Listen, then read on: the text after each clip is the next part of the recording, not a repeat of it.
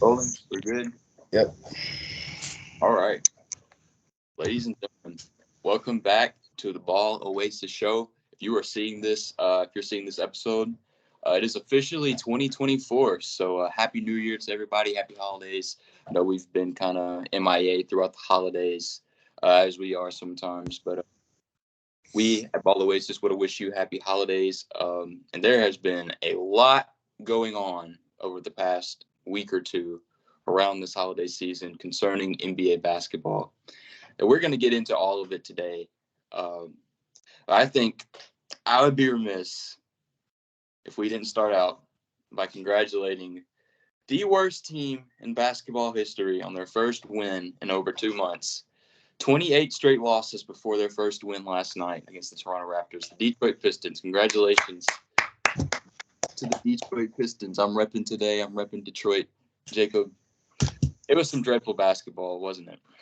Yeah. I say we both for like a while. I was like, yeah, this is the night. Uh, watched some of their games. I like. I don't know. I just wanted to be there for the win. I watched some of the Raptors game. I was really tuned into the Celtics game before the Raptors game, hoping that'd be the game, which it almost was. It came down to the wire. It looked like it was going to be. Um, but yeah, hopefully they can get two in a row. But I think another, 10, 15 game streak might be coming up. Hey, I have looked at their schedule in January, and I will say they It have potential winnable games. Yeah, I say they play the Spurs, the Wizards, and They play the Jazz again, too. yeah, So they've got some winnable games. And like you said, they gave the Celtics all they could handle the other night. We're up by 19 at halftime. We're leading, I think, as much as 23 in that game. yeah. They just couldn't hang on. They just couldn't hang on for that win. What a win that would have been to break the streak.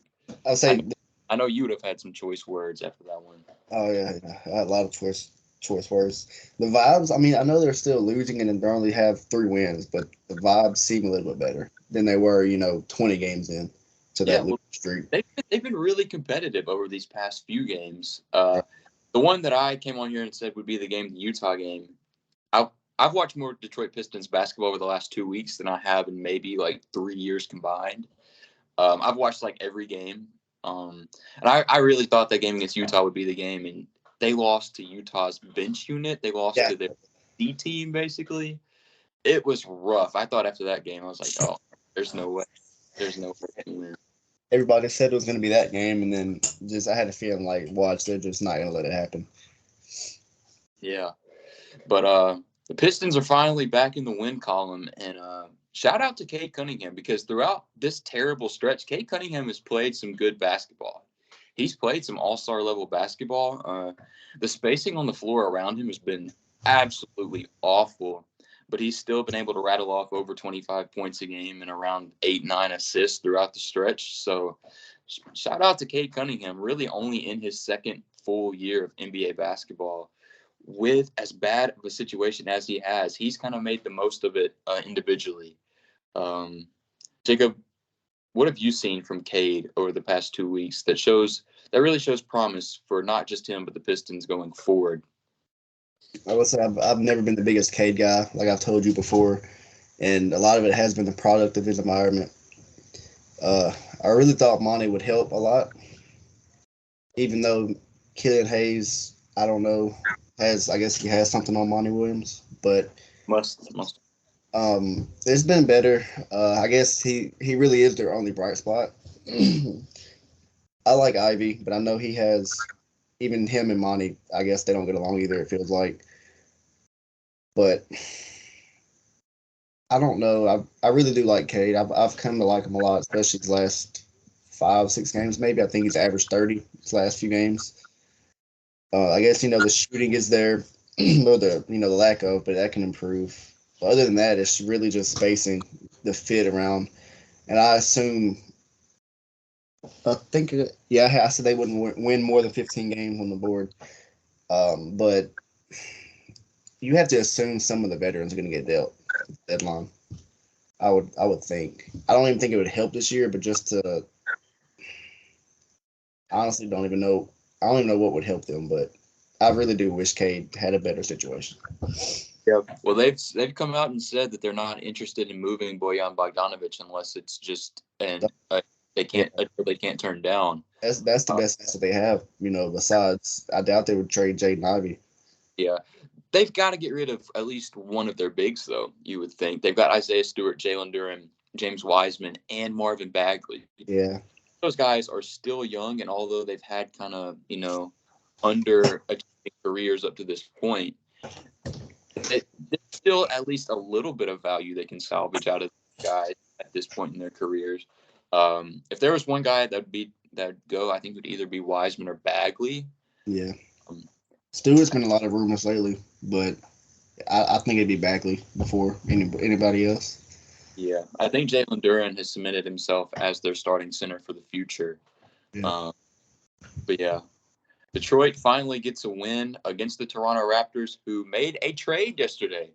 The first trade since the James Harden trade back at the end of October, the beginning of November, one of those two. Yeah. Can you give us the details for that trade that went down yesterday? Yeah, I was trying to pull it up. So the Knicks receive OG Anunoby, Precious Achua, and Malachi Flynn, I believe. And then the Raptors get RJ Barrett, Emmanuel Quickly, and a second round pick. Detroit second round pick. So basically a first rounder. I think it's like going to be the 31st pick more than likely. Um, it's funny because they had that whole lawsuit between them going on. That's right. I didn't even think about that. That's I wonder. They said I wonder if somebody dropped the lawsuit to make it happen or something. Because I think I was going into I guess a store yesterday. As soon as I got out the car, checked my phone, or I was on Twitter in the car and it said OG is really a Nick, and I was like, what are they talking about? There's no way. And then Woj popped up, and I was like, there's no way. But yeah, I don't know. That whole lawsuit thing, it just makes it even funnier to me. Yeah, I'd forgotten all about that up until this point. That's hilarious. Those two teams, especially those two teams, are able to get a deal done. Right. Apparently, the Knicks, I think, have been in talks or contact Toronto, I think, last year, about 12 months ago, about him. And his value was up higher. But, so what are your thoughts on it? Well, I'm just thinking of all the deals that have been Rumor. either be offered or have been kind of on the table for OG Anunoby in the past. One from my team included Anthony Simons and Shaden Sharp. So that's one that they passed up. That's one that they rumored to pass up around this time last season or maybe a little before. But OG Anunoby has been on teams' radars for a really long time. We know him as the great 3-and-D spot-up shooter, a great perimeter defender as a wing, can guard multiple positions. And for a Knicks team that's going to be missing Mitchell Robinson for the rest of the season, they're going to need some help guarding some bigger wings in the playoffs, whether that be Giannis Antetokounmpo or Tatum or Jalen Brown. Tatum, guys like that. So OG Anunoby to the Knicks. I know a lot of people are saying they don't like it because of giving up RJ Barrett and Emmanuel Quickly. And I understand that because Emmanuel Quickly, of course, was like the runner-up for Sixth Man of the Year last year. RJ Barrett's having a significantly better season this year than he was last season. I like it though. I actually really like it for the New York Knicks. OG can slide in and play either their 3 or their 4. I guess they'll start. They'll start runs Vincenzo, OG, Randall, and Hartenstein. Yeah. That'll be their starting lineup. But they needed some defensive help. I've got it pulled up right here. They're the 18th ranked defense in the NBA, and for a Tom Thibodeau-led team, that's not going to fly. That's just not going to fly, especially if they have aspirations to compete late in the postseason. You get bigger. You get Precious Achua as well, who I know hasn't, been. He's been getting some DMPs in Toronto, and I haven't been watching Toronto closely enough to know why that may be. But I know Precious Achua as a pretty solid backup big. And Yeah. for a Knicks team who need that depth as the season wanes, I think he's a great plug and play type of guy. Malachi Flynn, it's yet to be seen and be a backup point guard, whether he'll be their backup point guard, I guess. I know they re-signed Miles McBride yesterday to a multi-year contract, so maybe he will step in and be their backup point guard.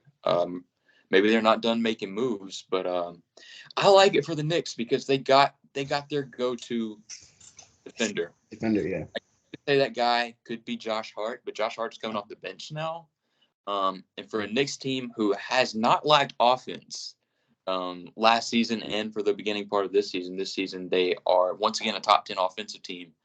OG Anunoby gives them stability as a corner three-point shooter, as a spot-up shooter. Yeah. And he's one of the best perimeter defenders as a wing in the NBA. So I like it. I know that you like it more for the Raptors, though, Jacob. Why do you like it more for the Raptors? Yeah. I'll talk on the Knicks side before that. On the Knicks side, they make the trade expecting to re-sign him in the summer. Whether it be a max, which I don't think it'll be a max. It came out, I believe, early this morning or yesterday afternoon. He would take less money if it was the Knicks. So, because I believe he is, the agency with Leon Rose, his old agency, but bigger market, he might just want to play in New York.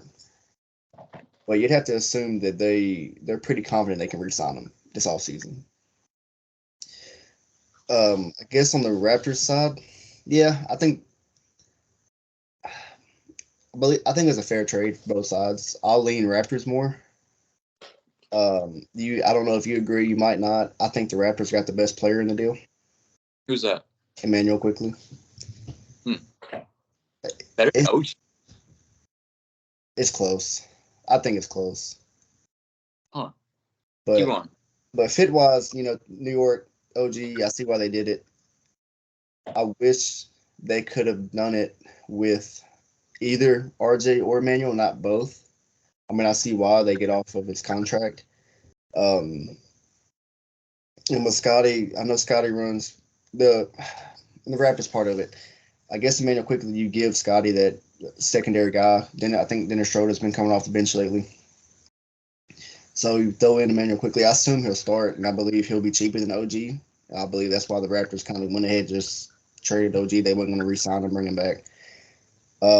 Quickly's a restricted free agent, so whoever offers him anything, they can match or anything like that. I think RJ's there long term now.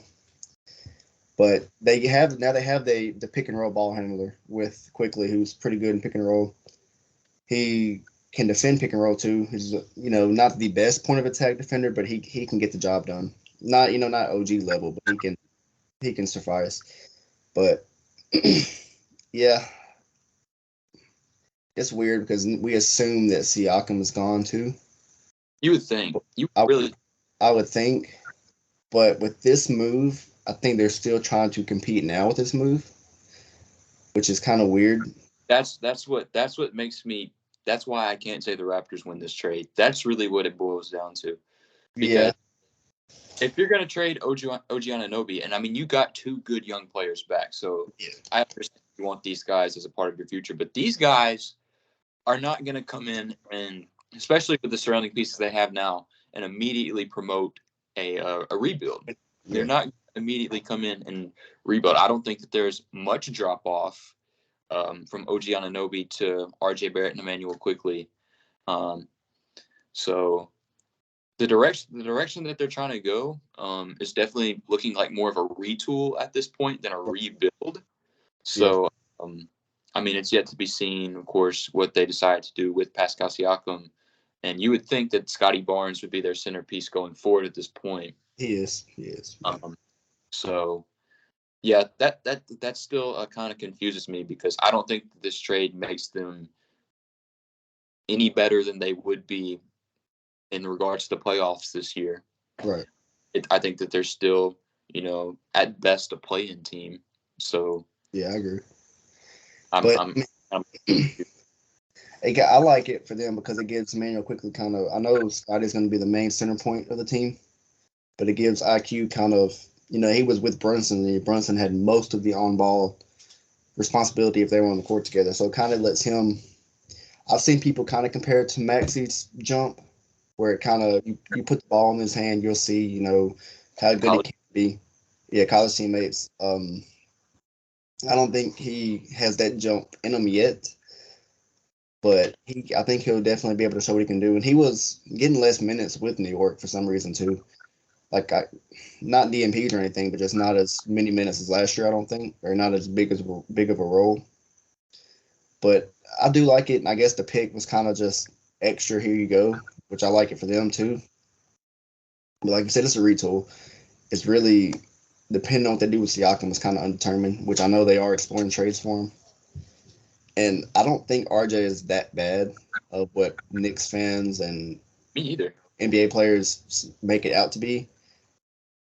Now he doesn't have to kind of. I guess he'd still be the third scoring option, but he also doesn't have the the former number 3 pick. He doesn't have the expectations like he does in New York. Yeah. Now, New York is trying to compete, which I do want to talk about that for a second. Getting OG in a minute, but I just kind of, I guess, less of a important role. He can kind of develop some a little bit more, but it's win-win trade. I just like it a little bit more for the Raptors because they are. I really just don't like they got rid of quickly the Knicks because now who do you have on the bench that can score? That is true. That's like you said. You would assume since it wasn't a first round pick involved, they can go get somebody. Package picks. I know they want that star level player, the Embiid, Giannis, whoever. But for this season, they can go get a well, maybe a Malcolm Brogdon. Yeah, right now they're banking on Quentin Grimes and Josh Hart to be their guys off the bench to provide scoring, and I don't know if those guys are really suited to do that at this point.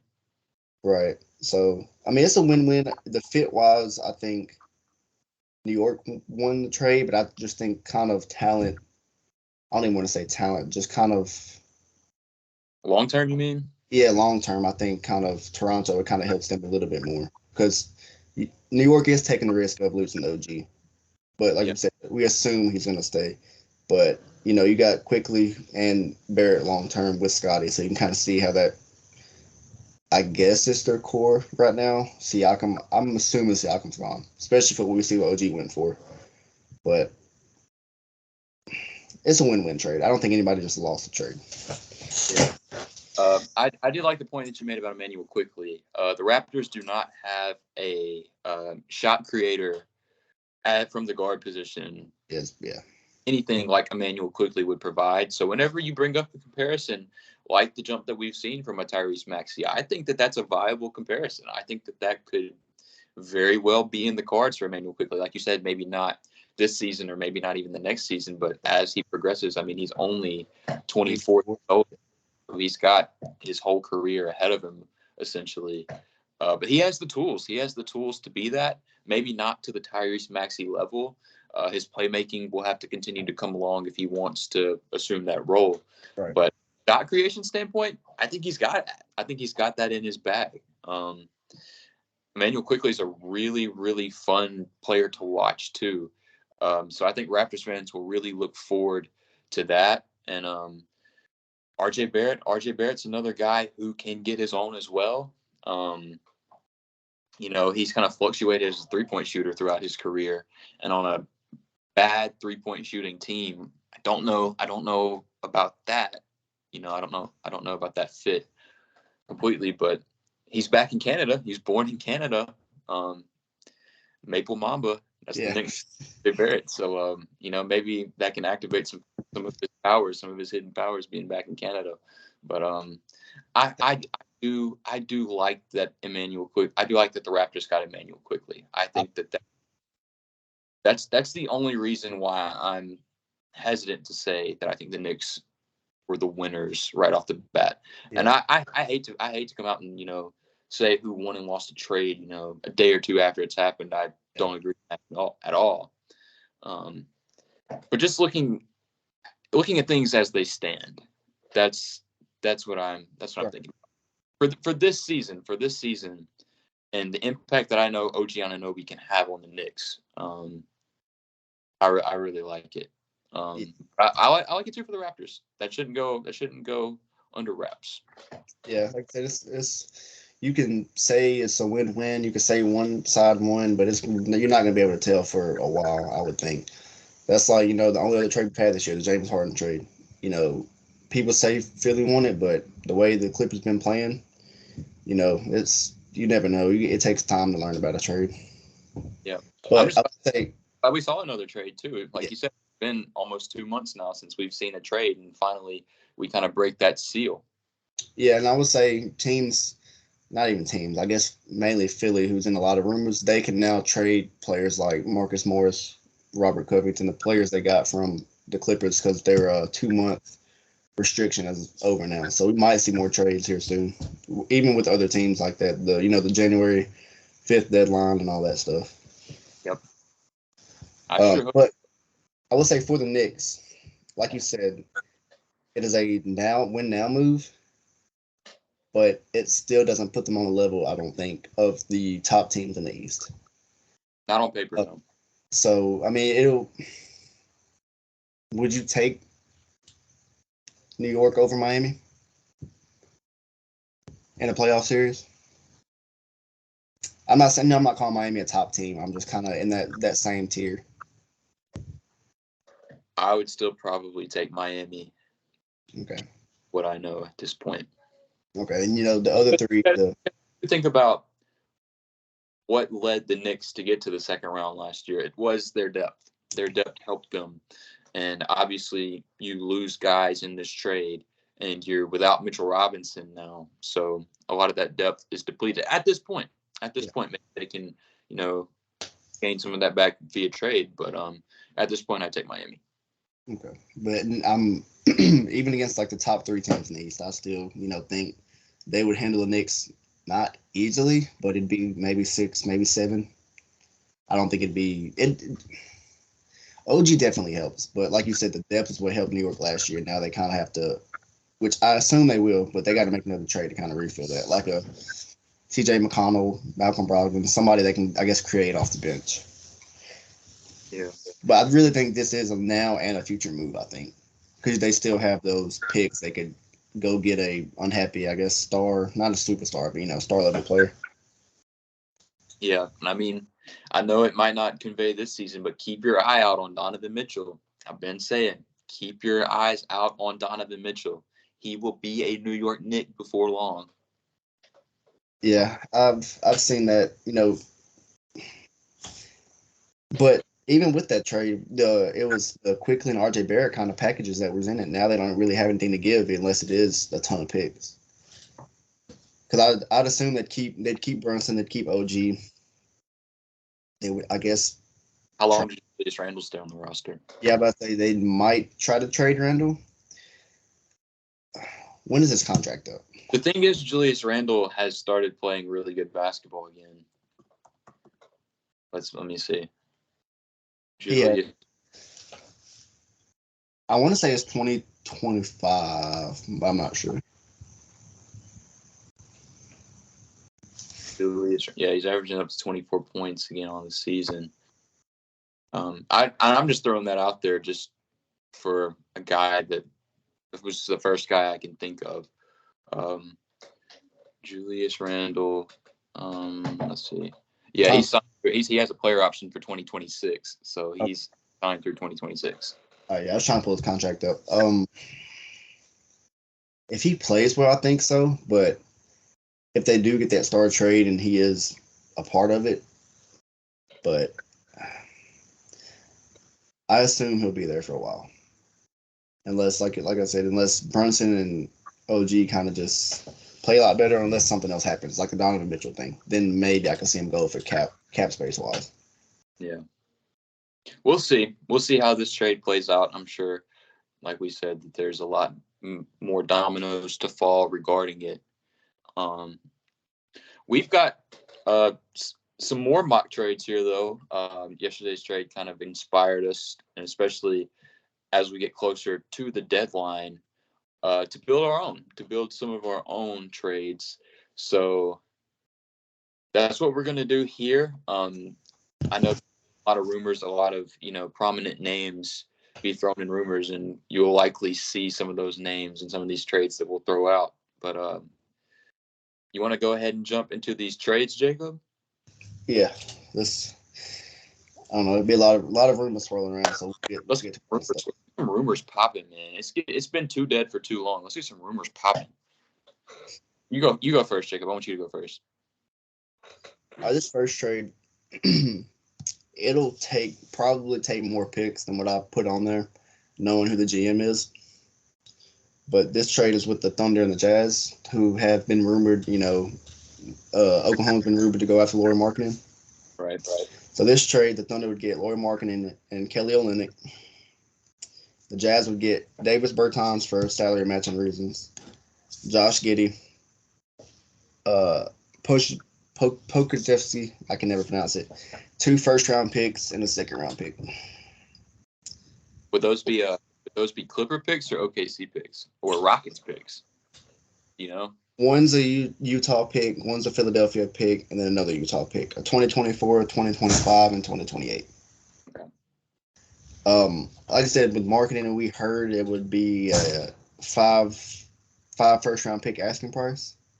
I mean, they got that for roof, basically. Yeah, I don't think anybody would do that. The Thunder, if they really wanted to compete, they have the picks to, just here's 5 of them. But I really like this for the Thunder if they can get Lauri Markkanen. I know we've talked about it before. He would, and Josh Giddey is kind of the odd man out of how they play. But it'd be Laurie and Chet kind of together with J-Dub, Lou Dort, and Shea. That team in the playoffs, I don't know. I mean, I know they're young, but still, that team in the playoffs could make some noise in the playoffs. That's nasty on paper. That team sounds disgusting. And with the Jazz, I mean, they'd get Josh Giddey to take a flyer on a young guy, Bertans' salary, and then, the picks. If they do want to do a full rebuild, just throw in picks. Got just fair. Yeah, they got the picks. They got the picks and young players to spare, which I doubt OKC would want to give up some of the young players. But I mean, if it is a Sam Presti decide, win now move, it'd be worth it for Lauri Markkanen, who is, I think, under contract for 2 more years at like $17 million. So that's a really good contract. Great value deal. Yeah. I like getting Kelly Olynyk back in that too as a good backup big. I like that too. Because I love that deal for the Thunder.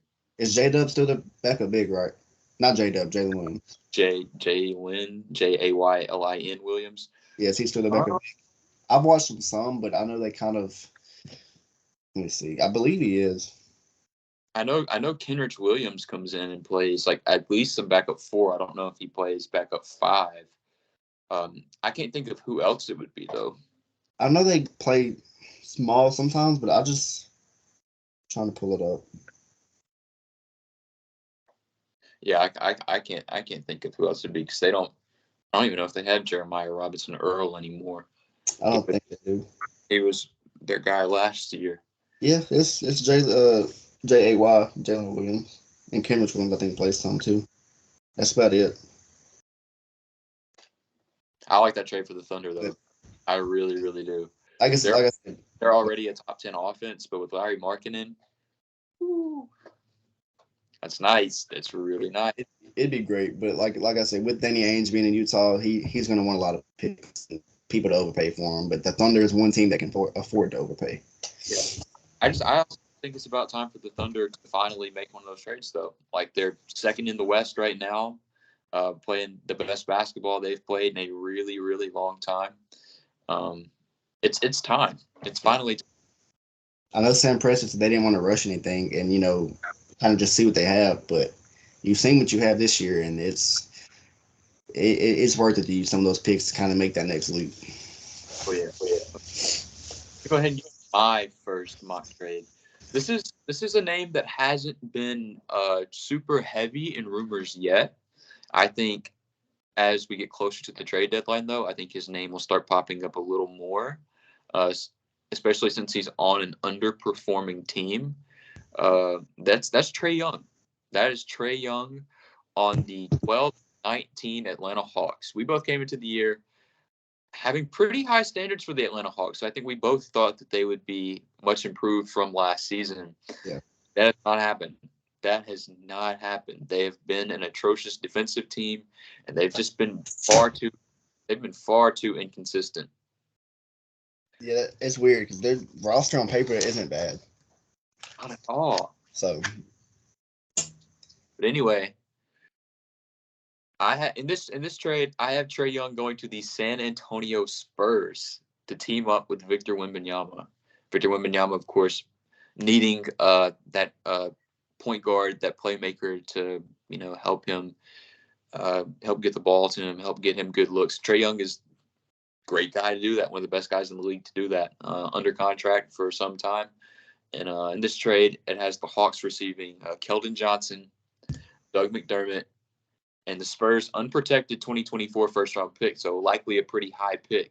right. So you get Keldon Johnson, Doug McDermott, and probably a top 5-7 pick for Trae Young. So maybe you might need to throw a little more to get Trae Young, but you get a solid wing in Keldon Johnson. I know he's been coming off the bench a little more lately, but he's still averaging 18 points and 7 rebounds on the season. Get a sniper in Doug McDermott. But obviously, if you're trading Trae Young, you're probably thinking of going into a rebuild. Yeah. Or at least some type of retool. But thinking about it from the Spurs perspective, I know that you're kind of in the early stages of a rebuild, but you have Victor Wembanyama now. So I feel like the timeline has sped up A little bit, yeah. Yeah. And so why not just keep it going with Trae Young? Go ahead and get a winning get some wins under your belt, rebuild, and potentially try to, not be a play-in team this year as they're 5-26, but maybe next year, that's their goal. And there's plenty of offense with Trae Young on the floor, just by himself, and with Victor Wembanyama with him, the possibilities are endless. How long is Trae Young on the contract? Do you have it on there? Let me look. I think it said 4 years. He just signed an extension? He might have. I'm about to look it up though, just to be sure. I might be wrong about that. We're about to find out. Trae Young. Yeah, I'm trying to. Trae Young is under contract until 2027. Yeah. Okay. If I was San Antonio, I think I'd do it. Might as well. I mean, Jeremy Sohan and even that experiment. I mean, it was all right to try, but we see it won't work. He's not the type of playmaker they're wanting him to be. Right. Like I said, with Vic, I mean their timeline is not win now, but with Vic it does speed it up. So I'd like Trae with Vic. Offensively, it'd be really fun to watch, especially in pick and roll. We've seen videos, I know we've talked about it, that Vic, you can just throw it up to him and he can lob it, or you can lob it up to him and he'll get it. It's just they don't do that. Dog, Trae Young has made Clint Capella look like an all-star before. Yeah, so like I said, Keldon Johnson, I think there has been rumors that he is the guy they would move in San Antonio. Yeah. He's got the biggest contract on the team. Him and Doug McDermott are their two biggest contracts. Yeah. I would say, do you think, well, if they did that, you'd assume DeJounte Murray get traded too, wouldn't you? You would think. Because if you trade Trae Young, you're completely rebuilding. Tied to a few teams here early on. Yeah. But you would think. Yeah, you would think. But yeah, I like that for the Spurs. I know Atlanta wouldn't want to do it, but you've kind of seen what you've had with Trae Young's good. It's just the team. They've been so mid. They've just been so mid for so long now. Now they're not even really mid. They're just bad now. They're just bad. It makes no sense because they've got a good head coach. They've got a good head coach. They've been pretty healthy. They've been a pretty healthy team. Jalen Johnson breakout. Yeah, I don't get it. I don't know. On paper, like I said, on paper they're good. We both thought they were going to be really good. It's just, I guess, on the court, I don't know. But I think if he did get traded, that'd be the team I want to see him go to. Trae Young. Me too. I would like that. Greg Popovich. Yeah, I think I'd want that. Yeah. Imagine that. Imagine Greg Popovich with Trae Young averaging 15 assists a game. Yeah, just 8 of them just throwing at the big with his hand up. For real. Give me your second trade, though, Jacob. I have a few, but I have 4 listed here in total. I did 4. I have a few, but a lot of them, I know a lot of these are the teams that have been rumored kind of to trade. And with, like I said, that trade yesterday kind of threw some stuff off. I'll get your opinion on this trade. I don't think it really. It's a Sixers trade, so I'd love for it to happen, but it would honestly probably cost more. This trade, I have Pascal Siakam and Gary Trent Jr. going to Philly for Tobias Harris, which is the best way to match Pascal's contract. Okay. Marcus Morris Sr., who is, again, contract filler and expiring. Daniel House Jr. is expiring, and then Jaden Springer. And then 3 first-round picks. Ooh. Two first-round, but it costs Noah Messiah. It costs a lot more, I think. But the big piece of the trade is Jaden Springer kind of taking a flyer on a young guard who is great defensively, and Toronto likes the defensive guys. And the picks, and it kind of you could maybe re-sign Tobias. I doubt they would, but it'd give you the chance of, hey, we won't lose Siakam for nothing. So it's kind of a risk both ways, because Philly could sign Siakam and he might, not sign, but trade for him, and he said he wanted to test free agency. You kind of have Joel Embiid there, who is from Cameroon with them, and I believe they are not good friends. Well, I think they're good friends, but honestly, as a Philly fan, I think Siakam would fit better than Tobias. Even if it's not by much. Would you give Siakam the edge defensively over Tobias? I would. Tobias is a much better defender than I think a lot of people give him credit for. Right. But I would still give the edge to Siakam just based off of his lateral quickness and his length. Right. And Tobias can create his own shot, but he can't create it like Siakam can. And I know we do need, or Philly does need shooting, and Siakam hasn't been great at that this year. But I think they've mainly kind of moved away from Siakam for Scotty Barnes. But like you said, with that OG trade, it's like a retool.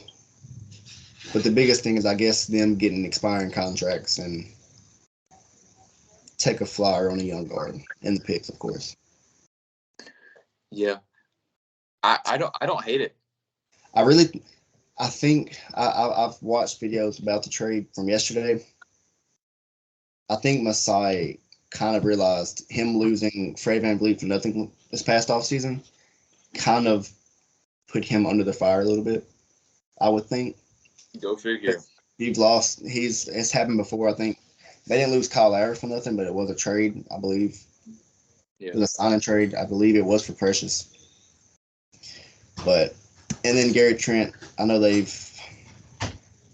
just like another shooter in Philly. He can create his own shot some, and we both know that when Maxey or Embiid's not on the court, there's nobody that can create a shot on Philly, unless you want to buy his post up. So, yeah, I really just think it's just Gary Trent Jr. is a streaky shooter. Yeah, they're gonna be nights where he shoots 1 for 10. I'll just go ahead and let you know. Right, I would take that chance because we have that now with Anthony Melton sometimes. Who he either going to hit 4 or 5 threes, or he'll be 2 for 10. But I think the biggest part is just Philly trying to get that piece to compete this year, which we can say Boston's the favorite, but I still think it's pretty open in the East, in my opinion. And then this is Toronto just saying, hey, we don't want to lose Siakam for nothing like we did last year with Fred VanVleet. Yeah, I don't hate it. Especially if you are getting 2 or 3 first-round picks. Right. But would those be Philadelphia first-round picks, though? I believe one is the 2020 8 first, and then the pick we got from the Clippers trade, which is, I believe, the least favorable of OKC, Houston, and the Clippers. Okay. And like I said, if we have a few more picks we can throw in, and I believe we have a lot of second round picks we can throw in, but I doubt they'd go that much for Pascal. The only thing that's kind of holding me back about this trade is, and I mean, obviously, like we said, we don't know the Raptors' intentions yet, whether if they're rebuilding or retooling. I think they would want a better centerpiece of the trade than maybe a Tobias Harris, who is on an expiring deal. Yeah. Odds are you're not getting a top of the line free agent to come to Toronto. So you'd be opening up money for basically not a top tier player. Yeah. So I think I'm not even going to say if at this point. I'm going to say when the Pascal Siakam deal gets done, I think that they're either going to want a really good young player as the centerpiece, or a top 5 pick, or something like that, something to help them for the future, via either trade or the draft. So that's where I stand on it. Talent for talent swap level, though, I don't hate it. And Pascal's fit on the Sixers, I don't hate it at all. I think it would be a pretty good fit, especially having Nick Nurse there as their coach now, a guy who's been around him a ton and knows what he likes. So I like that. I like that aspect of it. Yeah, like I said, we assume Siakam's going to get moved, and then you have teams that, like you said, if they do want a young star, what team kind of has that to give up? I know the Kings have been rumored, the Pacers and the Hawks, which the Hawks we both think kind of shouldn't buy; they should sell. What would you think about Pascal to Indiana? The only thing would be it probably cost Benedict Mathurin, and I don't think Indiana would do that or should do that. Yeah. Let me look up one stat. I gotta see how the Raptors fare in pace. How fast do the Raptors play? The Toronto Raptors, okay, they're 19th in pace, and of course we know Indiana is the second fastest team in the NBA. I know Pascal likes to get a lot of his work done in the half court. He likes the half court isos. He likes to operate in the half court. Right. From an offensive standpoint, I don't know if I like the fit that much. They need help defensively, though. We know they need help defensively. Yeah. He can offer them some of that, but I don't think Pascal would be the guy that Indiana would be looking for. I think that there's a better option out there than Pascal Siakam. Okay. Maybe not as talented, but a better fit for them. Right, because I guess we assume that he probably will. I don't know if he should, but he'll probably get a max contract this summer. I would definitely assume, and I believe that's why Philly kind of got out on OG. They didn't want to give him the max, which is understandable. But what teams? If I'm Toronto, I don't think I'm giving Pascal the max, especially if you got quickly RJ and you want to build around Scotty. I don't think I'd give him that much money. Yeah. So unless you were going to trade him, right? Unless it's like a sign and trade. That's why I really think he will be gone, because if not, he might just walk in free agency for nothing. Yeah. But yeah, like you said, talent wise, it's all right. But like you said, it just depends if they want to win now or rebuild. Yeah. I mean, in theory, I like that trade though. Right. My second trade, name, of course, we've been seeing float around for several weeks now. Zach LaVine has had several teams out there who are rumored to be suitors for Zach LaVine. We know he's missed some time with an injury over the past few weeks. Yeah, quote unquote injury. We don't know how real that may be. Don't want to speculate about that all the way. But in this trade, I've got him going to the Orlando Magic. I really like the potential fit of Zach LaVine in Orlando. So I've got Zach LaVine going to the Orlando Magic. for Markelle Fultz, Jonathan Isaac, an unprotected 2027 first-round pick, and a 2024 second-round pick, both from Orlando. Salaries match that way. The Magic get their, I guess, kind of go-to scorer from the guard position. Of course, they've got Paolo and Franz, guys who can both, fill it up offensively, 20-plus point per game scorers. But they don't really have the shot-creating type guy that Zach LaVine is. They don't have a guy of that echelon up to this point. I mean, to the level that Zach LaVine does. I know they got Cole Anthony coming off the bench, but he can't do it like Zach LaVine can do it. And I think with that extra jolt of offense, I mean, they're already a top 3 defensive team so far this season in the NBA. With that extra jolt of offense, I think that can really cement them as a top 6 playoff team in the Eastern Conference.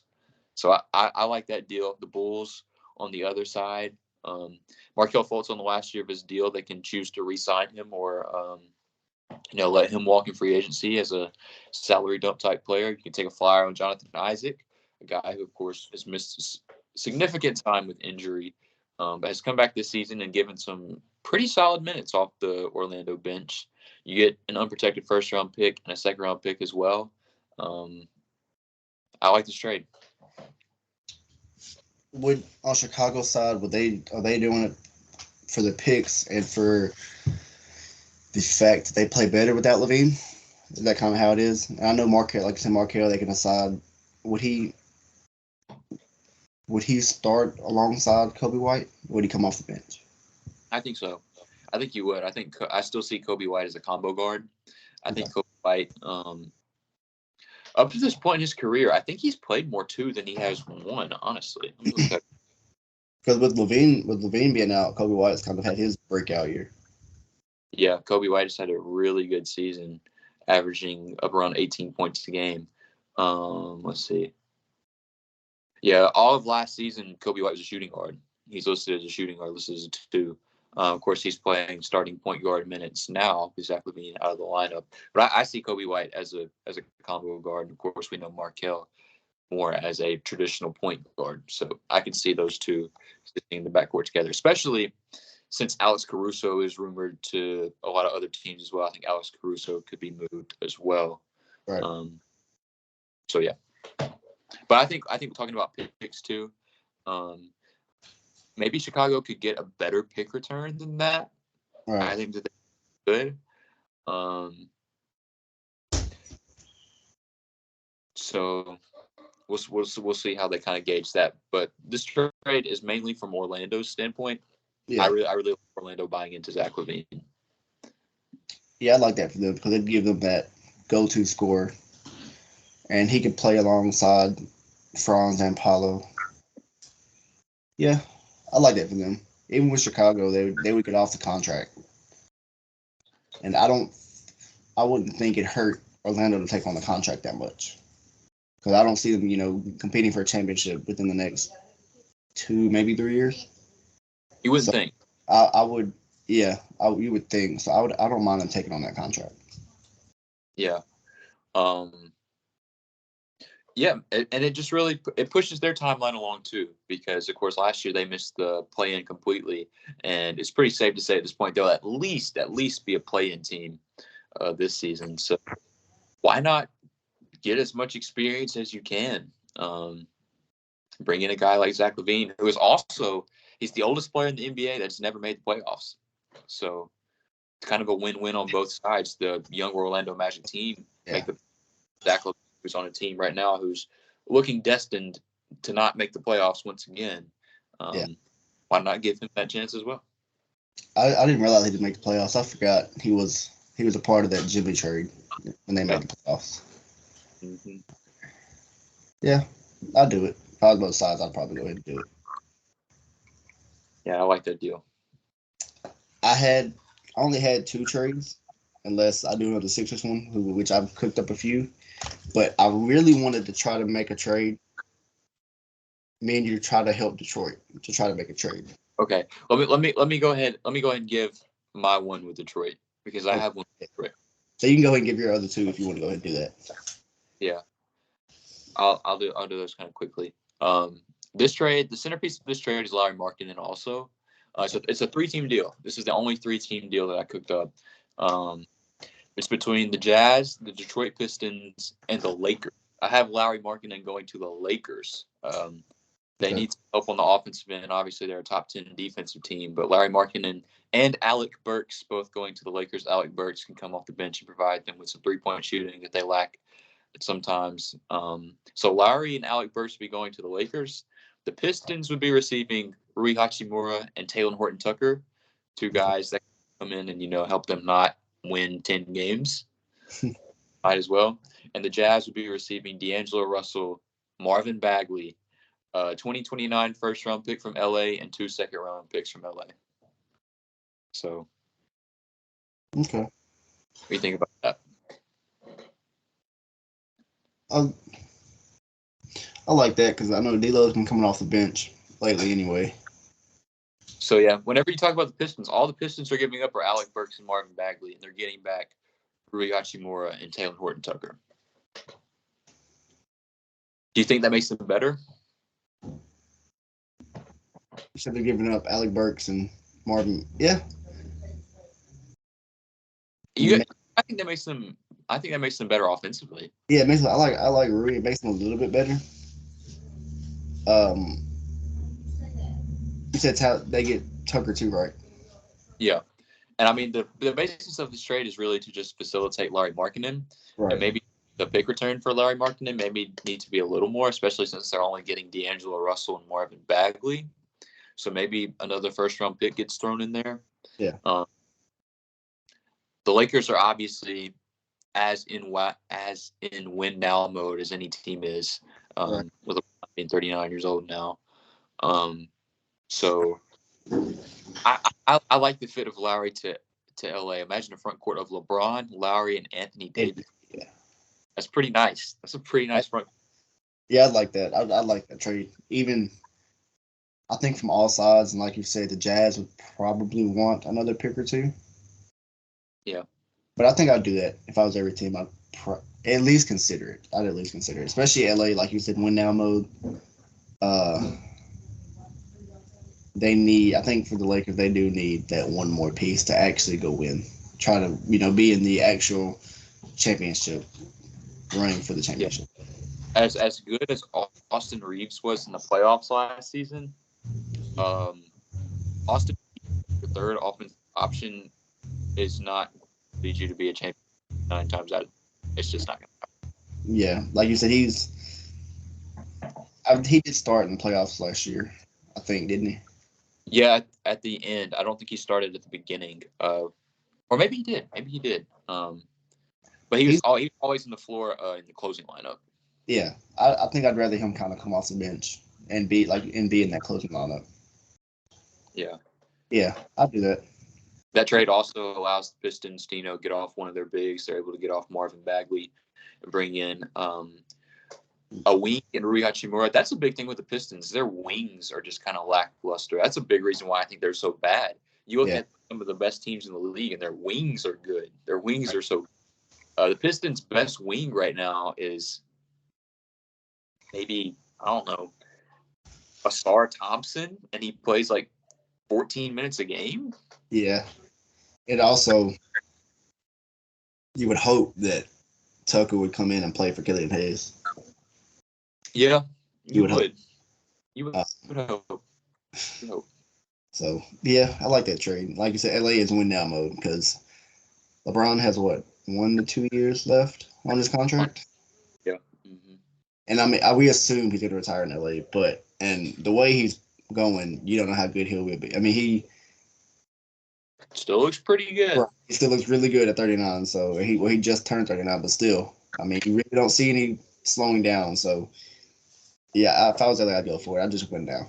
Let me ask you, since it is win now, would you entertain moving Austin Reeves?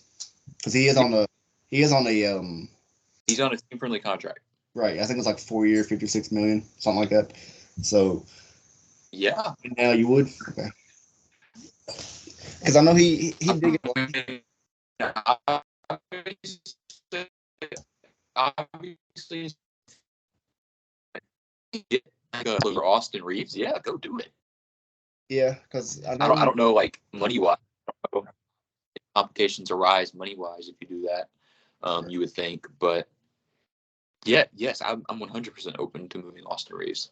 Okay, because I know before there basically he was untouchable, but a team I would, especially because I know he's had a lot of hype for being in LA and everything and the FIBA basketball, but win Let me now ask you, I would. who's better, Austin Reeves or Tyler Hero? I'm taking Tyler Hero. Is Tyler Hero untouchable? No. No, not at all. So, That's yeah. all you need to know. Right. Miami Heat are a championship contending team year after year.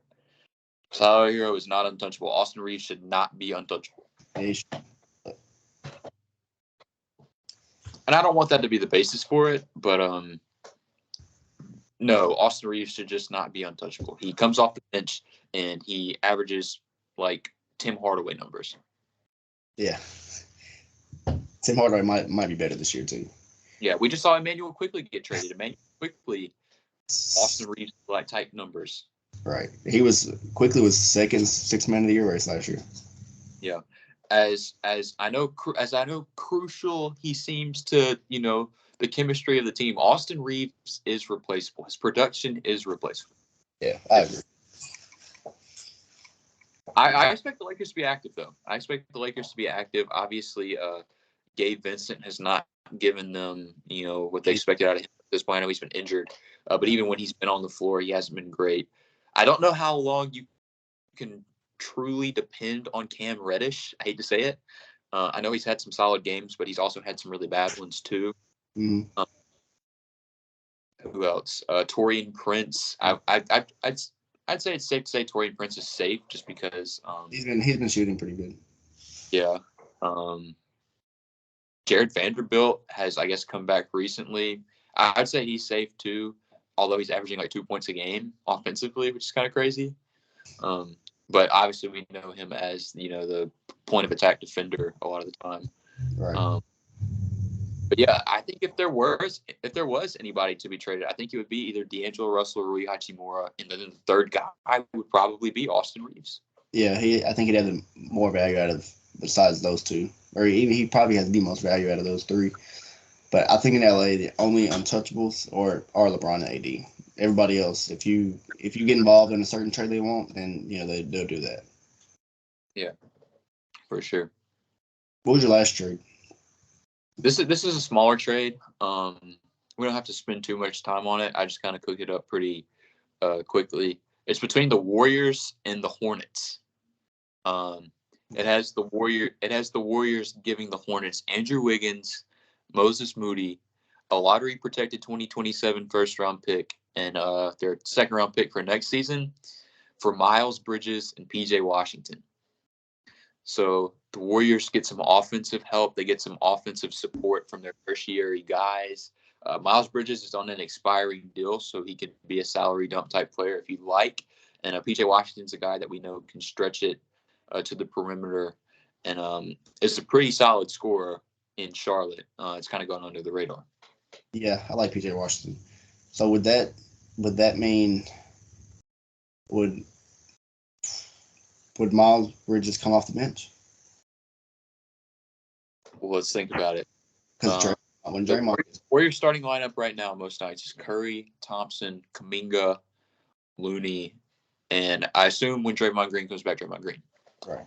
So, yeah, I think Miles Bridges would start over Jonathan Kuminga. I think he would. Okay. He offers more offensively. Right. If I know they won't do it, but if I'm Golden State, I would try to trade Draymond Green. Really? Yeah. I mean, I know he's had everything this year and all that, but Trace Jackson Davis has been really good for them. He has. See, the thing is, he has. I know. Do you trust that come playoff time? Do you trust Trace Jackson Davis against Nikola Jokic? No. Do you trust him against Rudy Gobert and Karl Anthony Towns? No. But how much do you trust? I still trust Draymond. Yeah. Yeah. But I know they kind of are in win now, but even now, do you think they have a chance to kind of compete in the West? I I don't think the Warriors are a championship contending team. I don't think they are. I think they think of themselves that way, but me personally, I don't think they're up there. Right. I was there with them in the preseason or in the off season, but now it's not really. And Because it's kind of hard to pinpoint what one thing is like their downfall. They've just been an inconsistent team this season, which is so foreign to them because I mean it's not like they've been a terrible defensive team. They're a middle of the pack defensive team. right. And they're mid. It's weird to say, but they're mid. They're 14th ranked offense, 16th ranked defense, which is so weird for Golden State. They have games where they look untouchable, but then they also have games where they look absolutely terrible. Like I know they looked good against Boston about a week ago, I think. Yeah. And then there's been games against teams like really bad teams where it's like they won't compete against anybody. It's like I said, it's weird to say because Clay I know hasn't played up to what they would want him to play up to. But if you really want to capitalize on Curry while you still have him, which he's going to retire there, I think everybody assumes that. If you want to compete while he's still putting up numbers like he is, I would consider moving Draymond. But it's weird. Like you said, Draymond, they are a compete now team, but it's Yeah. they really. Another thing about the Warriors too is that I didn't realize up until yesterday. When's the last big midseason trade they made? Like I can't think of the last They, altering trade that they've made. I'm sure it had to be before Curry, before they drafted Curry. I one. And if there's a Warriors fan who might be watching this, let us know if we're just totally oblivious to it. I did a little bit of research yesterday trying to find one, Right. and the closest thing I could find to it was the trade they did in the middle at last year's trade deadline was getting Gary Payton back for 5 second-round picks. But that didn't do much for him last season. Right. And like we said, even in playoffs, it is all matchup based, but the way they've been playing, I mean, if Curry doesn't have a really good night, then you can kind of assume they're going to lose. Yeah. So kind of like the Cavs syndrome a little bit. Yeah, I know you've said Donovan Mitchell to New York. I think they want to try to hold on to him, but I really think they probably know they won't. So I expect him to get traded probably next year. It's just hard for me to see him staying there. It's really hard for me to see, especially if they don't see any type of playoff success. If they lose in the first round again this year, I don't know. I don't know how he'll gauge that. Right now they are I think they're in the play-in right now. Let me see. They have a record of 18-14. Oh, never mind. They're the 6th seed. They're a half a game above Indiana. So if it starts, that would have them playing the Sixers in the round. Yeah. I would take Philly in that. Me too. I know Cleveland plays Philly pretty well, but I would still take Philly in that. Me too. I think we've said even you would take Orlando over Cleveland, wouldn't you? In the playoffs? Yeah. You've said that, so I can see if they do flame out. I think Mitchell's what? Next offseason, the offseason after that? I think it's the offseason after. Let me check. Let me not. I mean, Donovan Mitchell. I would say Cleveland would have been good doing it now to get RJ and quickly, but I mean, it might have been more than that though. Now they don't have that. Okay, Donovan Mitchell has a player option for 2026, but he's only under contract technically through the end of next season. Okay. I think he would probably opt out of that because I assume he's still really good. It's a $37 million player option, and he was he first team All NBA or second team All NBA last season? second, I think. I think Donovan Mitchell will think that he's worth the supermax, so I think he'll probably opt out of. Yeah, if I was Cleveland, I might go ahead and trade him. And I've been saying, they should trade Jared Allen, but I did at least explore it. Yeah. But yeah, back to the Warriors. I just don't think it's realistic to think of them as a championship contending team this season. I don't think it is. Yeah, I think I'm there. Like I said, you would expect them to be, but the way they've been playing is, you really can't. You really can't expect that. No. Because even now, like if it was a Kings matchup this year, I would take the Kings. I know I took the Kings last year, but I think this year the Kings would. I would take the Kings too. I would put the Kings this year. Yeah. So. Yeah. That's all I've got though. Yeah, like I said, the Warriors is weird because they should trade, but they won't trade. And I'm sure that if it is a Clay or Dre trade, Steph would have to give the okay to do it.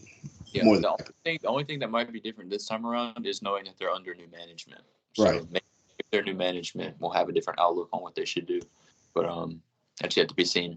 Yeah, I know we had a trade yesterday, but a lot of stuff won't happen until the February 8th or 9th deadline. And that's when a lot of stuff will start heating up around that time.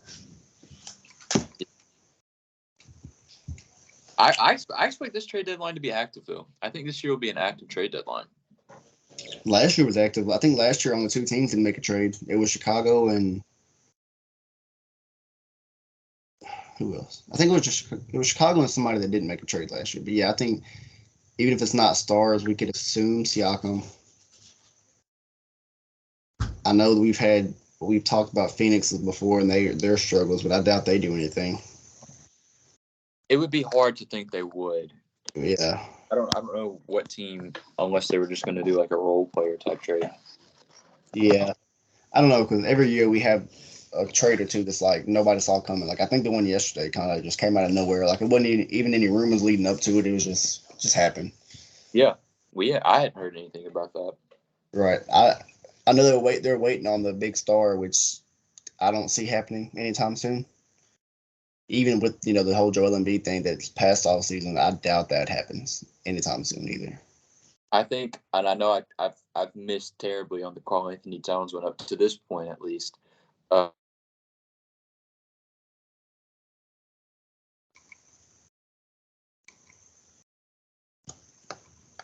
Froze off. Um,